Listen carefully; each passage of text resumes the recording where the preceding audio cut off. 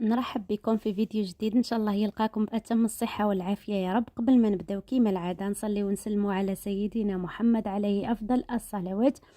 اليوم حبيباتي جبت لكم وصفة البراج، ولكن بدون أي إضافات. الوصفة التقليدية اللي أنا تربيت عليها، يعني اللي صح كي تاكلوها تحسوا بنة البراج، ولا كاين بزاف اللي يقولوا لها المبرجة ولا الحرشة. شوفوا الله يبارك، النتيجة راهي قدامكم. قلت لكم بدون أي إضافات، بلا ما نفسدوا لها الطعم تاعها. تبعوا برك جميع النصائح، هي فيها بعض الأسرار والنصائح اللي لازم تتبعوهم باش تنجح معاكم وتجيكم كيما هكذا مرمله، ماشي تتفتفت ولا تتقرم السميده نتاعها. بالعكس، كل ما تاكلوا يا البنات قول تاكلوا في المقروض يعني. وزدت عطيتها لكم بطريقه امي الغاليه، يعني هذيك اللي نحرشوها بالسميد من التحت ومن الفوق باش تيجي كيما هكذا مبسه ومرمله. بلا ما نوصيكم حبيباتي دعم الفيديو بالجيم، هذا هو اللي يخلي لي الفيديو يطلع ويقترحوا اليوتيوب ويشوفوه بزاف ناس ويستفادوا منه. هاد البراج ما تراطيوهمش يا البنات، صدقوني، يعني وصفة ناجحة مليار بالمية وتيجي بنينة ومبسة. تبعوا برك جميع النصائح، رايحة نعطيها لكم كما نقولوا بالميزان وبالكيل. خليتكم هنا برك مع بعض الصور، نقول لكم شهيتكم في الجنة. ونسميو بسم الله ونروحوا مباشرة للمقادير. هنا في قصعة كما راكم تشوفوا رايحة نحط السميد. بالنسبة للسميد المستعمل هو كنزة تاع الميزان، يعني أنا في العادة نستعمل كنزة الآخر تاع الشكارة. كما توفرش عندي استعملت هذا اللي نقول لكم يا البنات جربوه عينيكم مغمضين، على خاطر هاد السميد صالح بزاف للبراج للمقروض، على خاطر المتوسط نتاعو مايل للرطب، ماشي هذاك السميد اللي تلقاوه قرامي. هنا جبت كيلو، يعني حطيته كامل كيلو، هذاك كيلته 3 كيلات كيما راكم تشوفوا. جبت هذيك البول وكيلته، جاوني 3 كيلات. دوك نقسمهم على زوج ونروح نملح. يعني شوفوا البراجه البنات يتملحوا، ما ديروهمش بالمسس باه يجيوكم ابنان. ملحوهم عادي. ضفت لكل خبزه، يعني نقسمتهم على زوج، وكل خبزه ضفت لها مغرفه صغيره ممسوحه تاع الملح. درك نروح نلم هذيك الملح.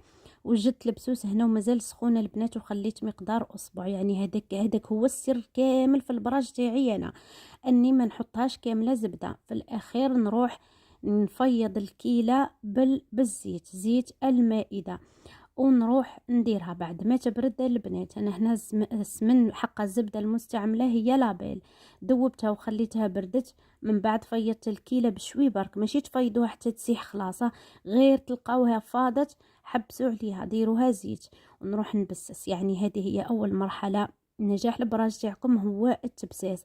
يعني تمحروها كيما تمحروا المقرود. انا ديما نهضرها في الوصفات نتاعي، تمحروها حتى السميد هذاك يشرب لكم كامل البسوس، عاد باش تروحوا تبلوها. وهذا هو السر كامل باش تيجيكم لداخل مرمله وما تيجيكمش السميد ولا تتفتفت برك. بعد انا هنا نبسس كيما راكم تشوفوا واحد 10 دقائق حتى نحس باللي اللون تبدل. شوفوا برك هنا تبعوا اللون كيفاه يكون اصفر في الاول، ومن بعد البنات يرجع اللون شغل مايل الابيض، هذاك البسوس يدخل. هاني نحطها بجنب ونبدا نجبد بشويه ونحك.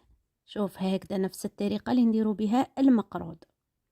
يعني هاد الوصفة البنات جربوها وعينيكم مغمضين، خاصة للمبتدئات وما يتوفقوش في البراج. هذه الوصفة نقول لكم شوفوا، ما فيها لا خميرة لا بيكربونات، ما نبدلوا لهاش خلاص الطعم التقليدي. كاين برك حاجة اني انا يعني ندير لها السميد ولا نحرشها باش تحسوا. صدقوني يا البنات كي ديروا هذه الطريقة تاع تحرشوها راح يختلف الطعم تماما، تحسوا بالبراج القديم. ماشي نقول لكم كامل يديروها.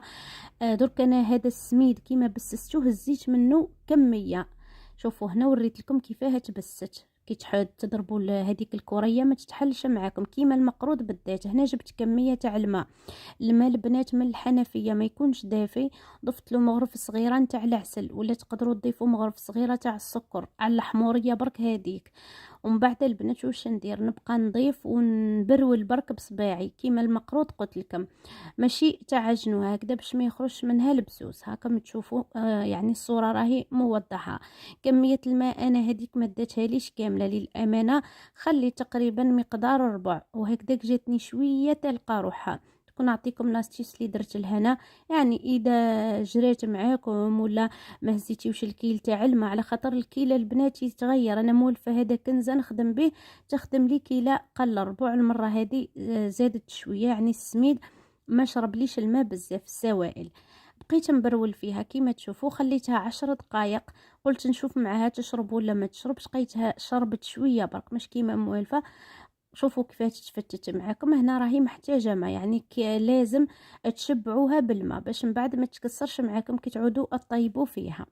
ونبقى نخلط برك ولا نبرول بالاصابع، بصح لازم نمشيو الماء على كامل العجينه اللي عندي. شوفوا هنا راهي سيبون. يعني ما تزيدش تحتاج كميه تاع الماء. قلت لكم دات لي كيله قل ربع. شتيو هذاك السميد اللي قلت لكم نحيو منه تقريبا حفنه، هو اللي رايحه نفرشو من التحت ونزيد نغلف به البراج تاعي باش يجيني من الفوق مرمل ويجينا كي طيبوها البنات ما يتحرقش معاكم ويجيكم على وجه واحد. يعني تاع بكري ما داروهاش عبثا. انا الام تاعي هذه هي الطريقه نتاعها. درك بعد ما طرحت هذيك العجينه تاعي، نقول البراج تاعي، زدت الكريه. يعني الكريه الاولى رايحه تكون يعني الفوقانيه راح تكون كبر من الاولى باش تتغلف لي. بالنسبه للسميد، كيلو سميد يهز لي نص كيلو تاع غرس. اللي تحب تزيد تزيد، اللي تحب تنقص الحلاوه تنقص. انا عطيتكم مقدار هكذا محدد وانتم ديروا الحلاوه حسب ما حبيتوا.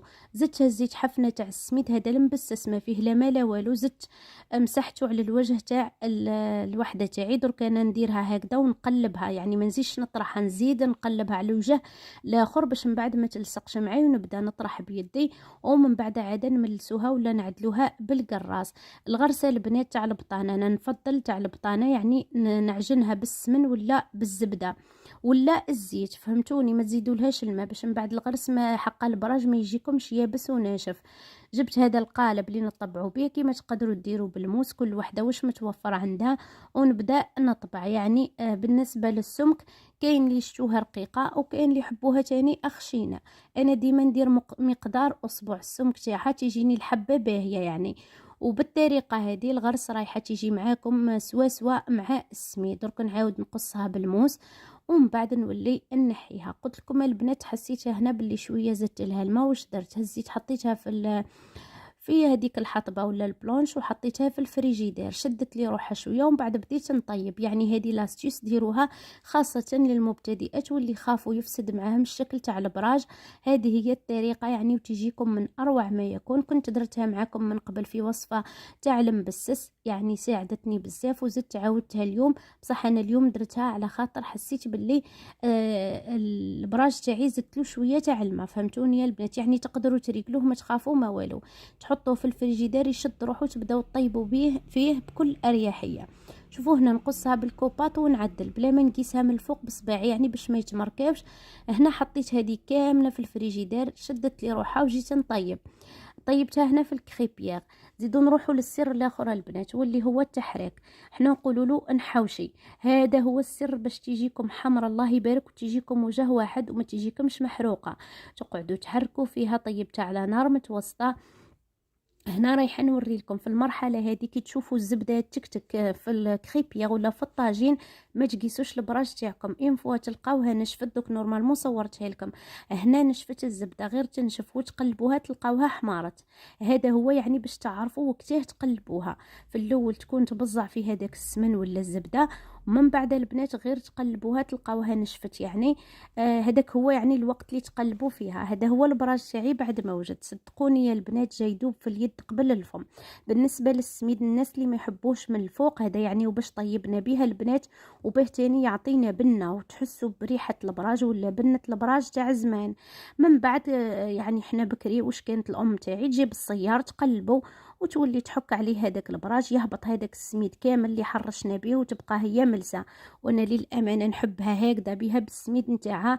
وانا اصلا من عشاق البراج وكل الحلويات اللي فيهم الغرس. شوفوا يا البنات غير تقيسوها تروح في يديكم. السر كامل قلت لكم في التبساس وفي هذاك الطياب. وتاني الغرس تاع البطانه راهي تلعب دور كبير في نجاح وبنت وصفة البراج. قدمتها بهذيك الطريقة ولا بهذوك القريعات الصغار اللي يقدموهم مع الرفيس في المناسبات. أنا الصراحة مليح لشت الأولاد هكذا يشربوا فيهم على الكيف.